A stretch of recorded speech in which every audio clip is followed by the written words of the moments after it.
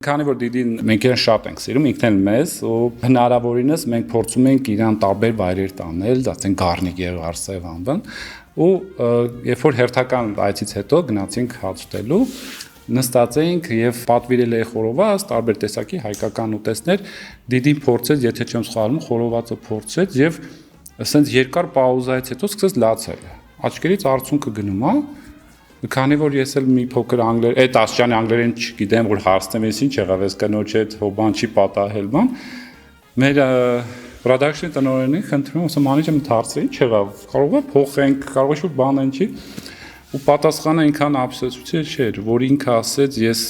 իմ մանկության համը զգացի։ Ես զգացի, որ իմ մամաս ինձ համար ուտելիք էր պատրաստում, այդ համը զգացի, դրա համար շատ հուզիչ էր ես պահի ինձ համար։ Որ երաժիշտին մենք գնացել ենք, տարել ենք Ռիչարդ Բոնը, Ստենլի Կլարկ, Գեղարդը որ գնացել, անպայման իրանք որոշում էին, որ այդ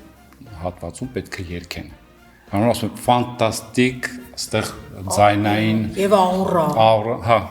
ու չկա մեկը որ ոչ տպավորված գնացածներ Հայաստանից։